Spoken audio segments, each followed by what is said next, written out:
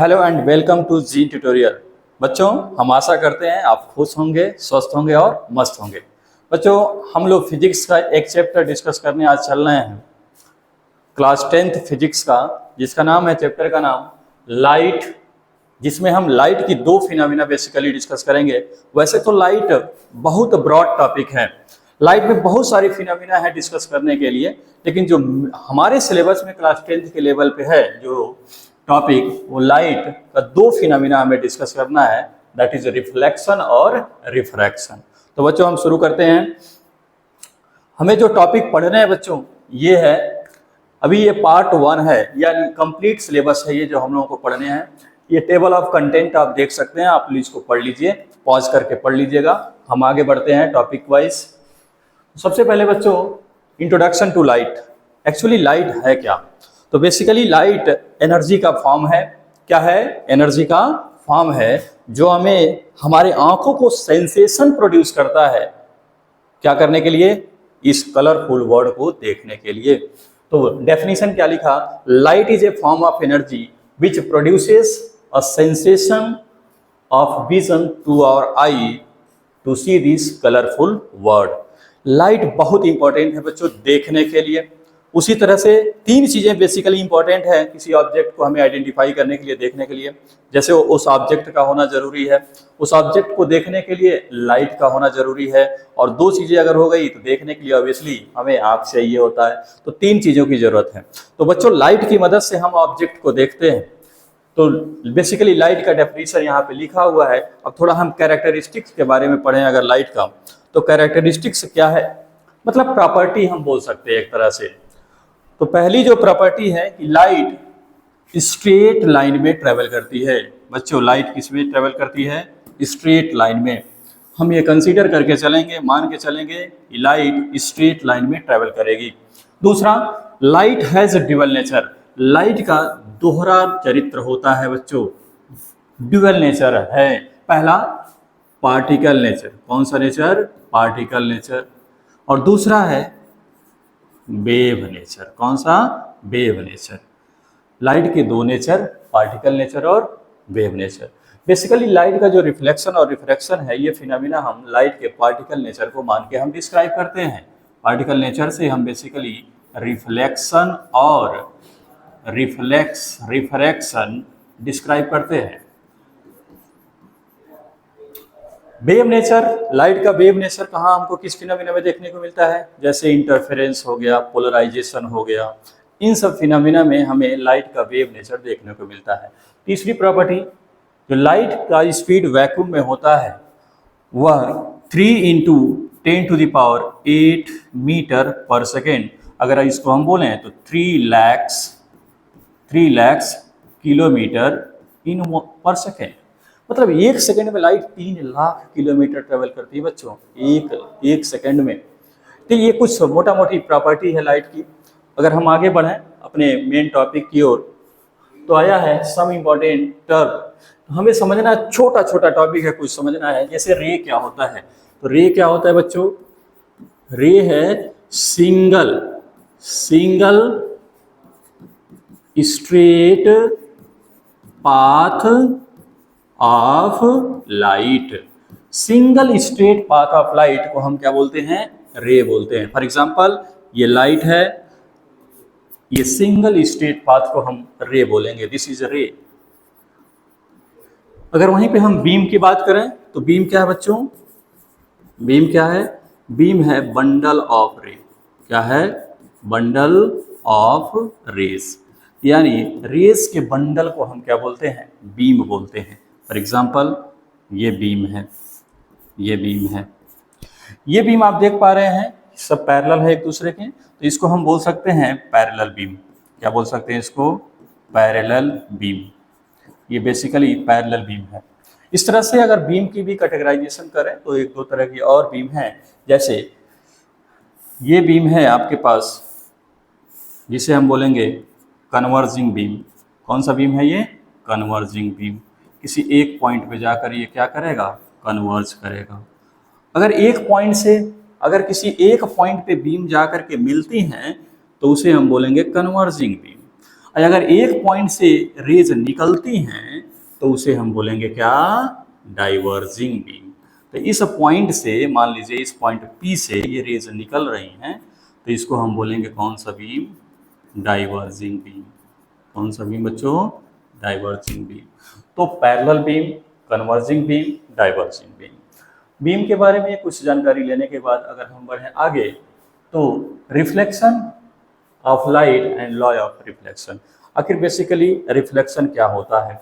तो बच्चों रिफ्लेक्शन क्या है, जैसे मान लीजिए अगर कोई लाइट किसी सरफेस पे स्ट्राइक करती है और स्ट्राइक करके वो उसी मीडियम में वापस आ जाती है जिस मीडियम से गई थी स्ट्राइक करने के लिए, ये जो स्ट्राइक करके वापस आने की जो प्रक्रिया है, जो फिनोमिना है, इसी को हम बोलते हैं रिफ्लेक्शन ऑफ लाइट। मतलब क्या हुआ, reflection is the phenomena when light striking a surface bounces back into the same medium. किसी सरफेस पे अगर लाइट पड़े और उसी मीडियम में वापस आ जाए सरफेस से टकरा करके, तो हम बोलेंगे बच्चों लाइट का रिफ्लेक्शन हो रहा है। दो तरह के रिफ्लेक्शन होते हैं।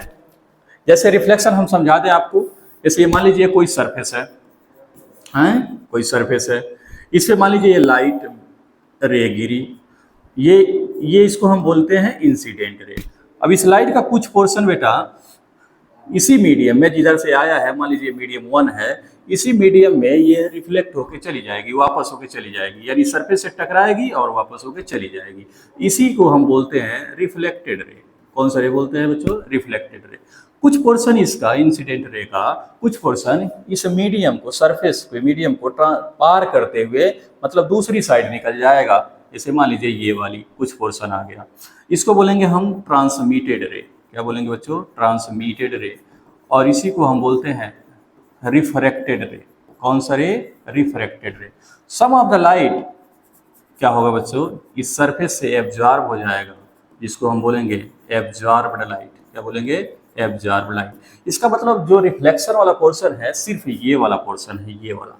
तो हमें रिफ्लेक्शन में सिर्फ इस पे ध्यान देना है, यानी एक सरफेस का सिलेक्शन ऐसे करना है जो अपने ऊपर गिरे हुए लाइट को, मोस्ट ऑफ द पार्ट को उसी मीडियम में क्या कर दे, वापस भेज दे, स्ट्राइक करने के बाद वापस भेज दे। तो ये रिफ्लेक्शन होगा।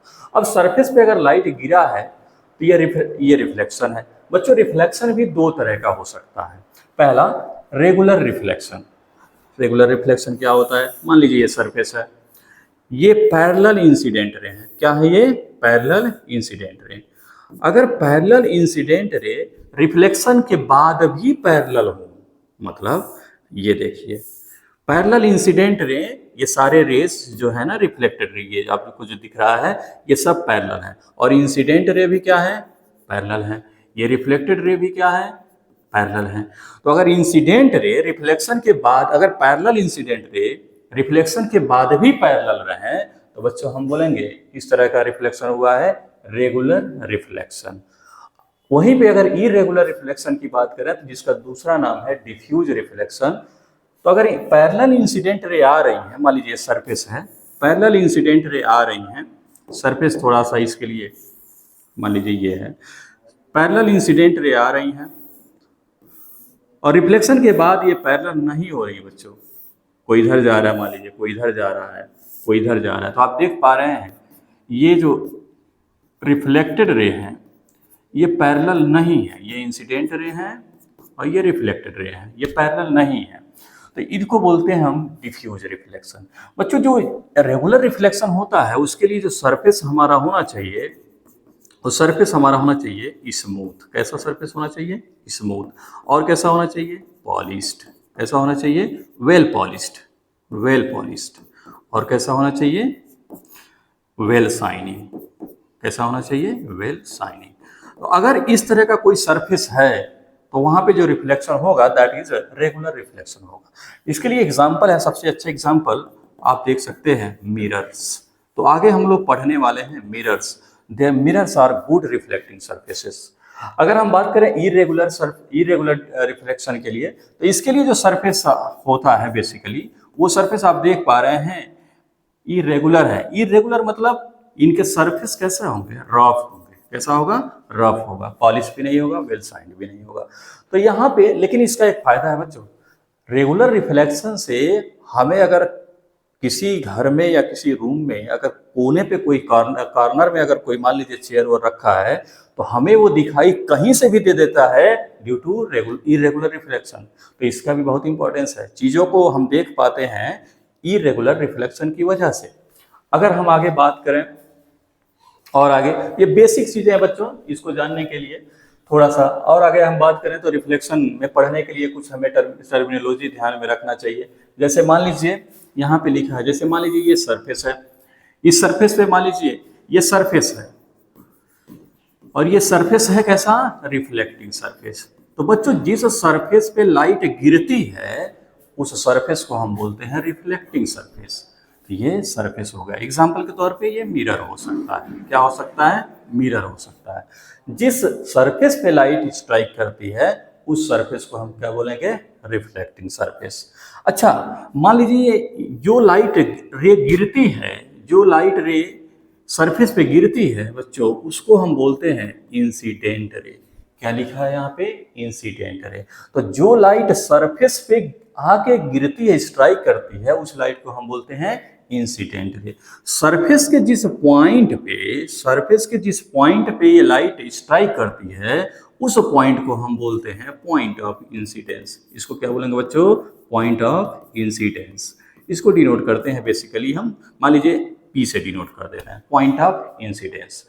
अच्छा सरफेस पे गिरने के बाद लाइट रिफ्लेक्ट होकर उसी मीडियम में जाएगी। अच्छा तो मान यहाँ पे पॉइंट ऑफ इंसिडेंस पे हम एक लाइन खींचेंगे, पॉइंट ऑफ इंसिडेंस पे एक लाइन खींचेंगे जो सरफेस के परपेंडिकुलर होगा और वह पॉइंट ऑफ इंसिडेंस से पास करेगा। बच्चों इस लाइन को हम बोलते हैं नॉर्मल। क्या बोलते हैं, नॉर्मल। यानी नॉर्मल कौन सी लाइन है, normal is a perpendicular line to the surface passing through the point of incidence. इस लाइन को हम क्या बोलेंगे, नॉर्मल। अच्छा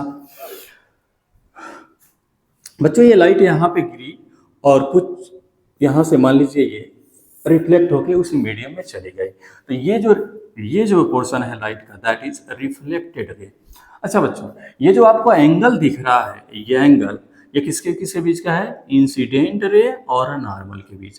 इंसिडेंट रे और नॉर्मल के बीच बनने वाले एंगल को हम बोलते हैं इंसिडेंट रे, यानी incident ray, incident angle, sorry क्या बोलेंगे, इंसिडेंट एंगल। इंसिडेंट रे और नॉर्मल के बीच बनने वाले एंगल को हम क्या बोलेंगे, इंसिडेंट एंगल। उसी तरह से रिफ्लेक्टेड रे और नॉर्मल के बीच बनने वाले एंगल को हम क्या बोलेंगे, हम क्या बोलेंगे, एंगल ऑफ रिफ्लेक्शन या रिफ्लेक्टेड एंगल।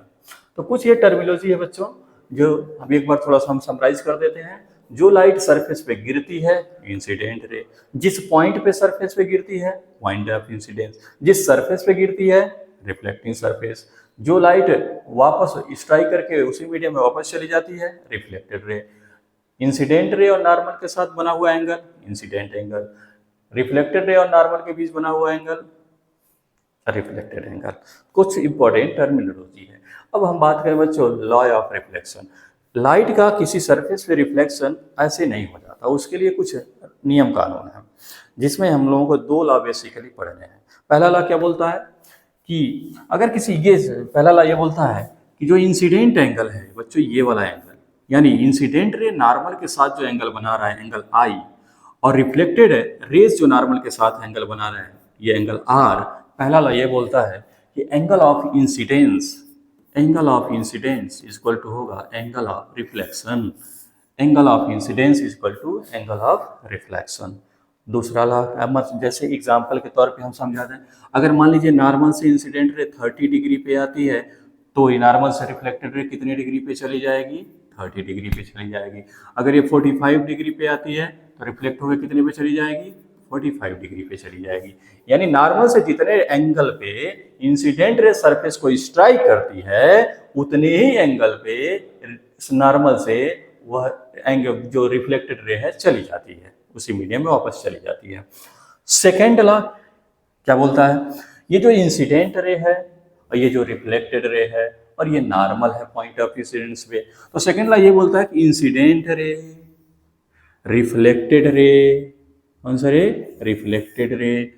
और ये नॉर्मल, तीनों के तीनों एक ही प्लेन में लाई करेंगे। कहने का मतलब ये हुआ कि अगर इंसिडेंट रे इस प्लेन में आ रहा है, जैसे आपको व्हाइट पोर्शन दिख रहा है, इस प्लेन में अगर आ रहा है इंसिडेंट रे, और ये नॉर्मल भी इसी प्लेन में है, तो जो रिफ्लेक्टेड रे है वो ऐसे नहीं जा सकती, ना ऐसे जा सकती है, उसको भी इसी प्लेन से होके जाना पड़ेगा। ये सेकंड लॉ बोलता है। यानी तीनों इंसिडेंट रे, रिफ्लेक्टेड रे और नॉर्मल तीनों एक ही प्लेन में लाई करने चाहिए। This is the second law. अगर हम आगे बात करें बच्चों,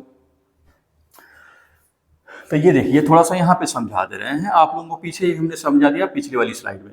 ये क्या है? Incident angle. ये क्या है? Reflected angle. तो पहले लॉ के हिसाब से angle of incident equal to angle of reflection. दूसरे लॉ के हिसाब से इंसिडेंट एंगल, रिफ्लेक्टेड एंगल और नॉर्मल तीनों इसी प्लेन में रहना चाहिए। ठीक है, आगे बढ़ें। नेक्स्ट, अब image formation by plane mirror.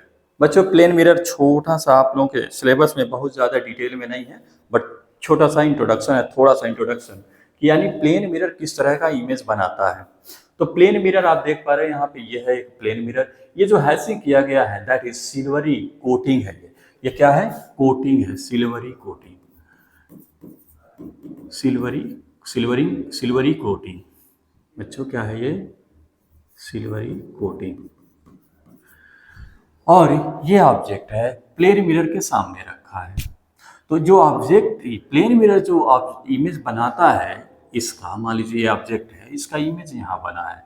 तो जो इमेज यहाँ पे बना है इस ऑब्जेक्ट का, ये इमेज का कुछ कैरेक्टरिस्टिक्स है। यानी प्लेन मिरर के द्वारा बने हुए इमेज का कुछ कैरेक्टरिस्टिक्स है। पहला कैरेक्टरिस्टिक्स क्या है?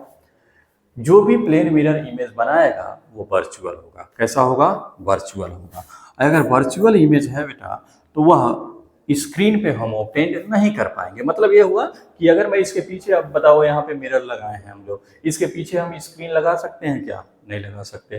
तो जो भी इमेज बनेगा वो वर्चुअल इमेज बनेगा। वर्चुअल इमेज का मतलब it can not be obtain on screen.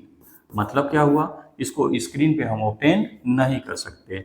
ये it can not obtained on the screen, can not be obtain on screen, obtained on screen, पहला।